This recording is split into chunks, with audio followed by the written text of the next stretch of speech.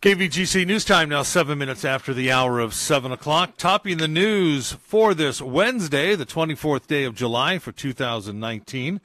The National Weather Service has issued a special weather statement this morning calling for some of the hottest temperatures so far this season. Strong high pressure centered over the southwest is forecast to build this weekend, bringing potentially the hottest weather so far this summer to the region. High temperatures this weekend are forecast to range from 100 to 105 degrees in the foothills.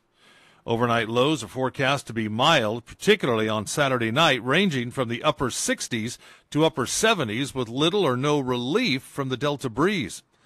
The heat is forecast to ease up early next week as high pressure retreats, allowing a return of the Delta breeze. Anyone with outdoor activities this weekend should be aware of the potential for hotter weather and plan accordingly.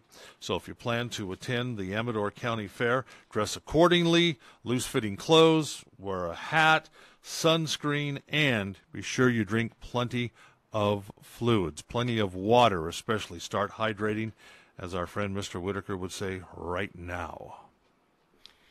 Well, today and tomorrow, PG&E will conduct public safety power shutoff drills using helicopters in Angels Camp to practice response during a PSPS event. Now, power will not be interrupted during the drill, giving the continued and growing threat of extreme weather and wildfire, and as an additional precautionary measure following the 17 and 18 wildfires, PG&E is expanding and enhancing their community wildfire safety program. This includes expanding the public safety power shutoff program to include all electric lines passing through high fire threat areas, both distribution and transmission. Now, in the event of extreme weather, the utility will proactively de-energize the lines, shutting off power for the safety to those communities. During an actual PSPS, crews will inspect every part of the de-energized lines from the sky and ground to identify and repair damage before restoring power. PG&E will fly a helicopter as part of the drill in the vicinity of Angels Camp and surrounding areas today and tomorrow. Those in Angels Camp may also see additional PG&E and contractor trucks. And the Amador Board of Supervisors has reversed course on the issue of short-term rentals, dropping an effort to write a county ordinance regulating Airbnb and similar services at their meeting Tuesday. Back in February, the board directed the County Planning Commission to draft an ordinance regulating short-term rentals after receiving complaints from the public about such units. The Planning Commission has spent several meetings working on the subject. However, board members have found the draft ordinance imposed too many regulations and have directed county staff instead to prepare a nuisance ordinance that would more generally regulate disruptive activity in all areas of the county, rather than specific regulations for short-term rentals. The board also yesterday voted to freeze their pay. Previously, members of the Board of Supervisors were paid 35% of what a California Superior Court judge is paid, and the supervisors' pay automatically increased when the state raised judges' pay. Under the resolution passed Tuesday, the supervisor's salary is set at the current level of $72,598 a year and will not increase automatically when a judge's salaries increase.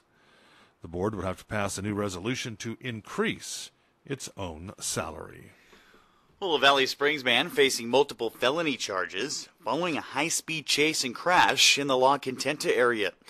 According to Calaveras Sheriff Department, deputies Monday around 4:30 in the afternoon attempted a traffic stop after observing a vehicle traveling at a high rate of speed on Hogan Dam Road near Highway 26 in Valley Springs.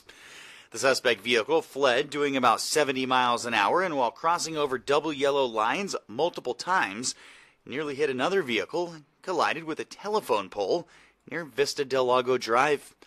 The driver, 34-year-old David Saley of Valley Springs, searched, and deputies uncovered 1.5 grams of methamphetamine and drug paraphernalia, among other evidence. He was subsequently arrested for multiple felonies, including evading arrest with disregard for public safety, transportation of a controlled substance, including for sale, possession of paraphernalia, and misdemeanor hit and run. Saley's bail set at $105,000. And a Campbell woman was injured in a solo motorcycle accident Monday afternoon on Highway 4. According to the CHP, Alexandria Nunberg was traveling on Highway 4 eastbound west of Pool Station Road at an undetermined speed. She came around a curve in the roadway and, for unknown reasons, left the south side of the road, continued through a barbed wire fence, and came to rest down a small embankment. Nunberg sustained major injuries and was metaflighted to Modesto Memorial Hospital. Alcohol and/or drug use not suspected in the collision. And following a brief summer lightning storm yesterday morning, a number of small lightning-caused fires reported in both Amador and Calaveras counties. As the lightning and isolated rain showers passed through parts of the mother lode, crews were dispatched to several locations. Just to name a few, a tree fire in the Christian Gulch area of Copperopolis was reported. Another reported along Swiss Ranch Road near Mountain Ranch and between 26 and 88 near West Point. On the Amador County side, a small spot fire started on Gold Creek Trail and Wilberry Lane. Again, these are just to name a few reported yesterday. All the fires have now been contained and extinguished. And luckily, none of them grew to any major size at all. They were able to be handled very quickly. So, hey, also got a call yesterday from Frank Halverson, a member of the Amador County Fair Board.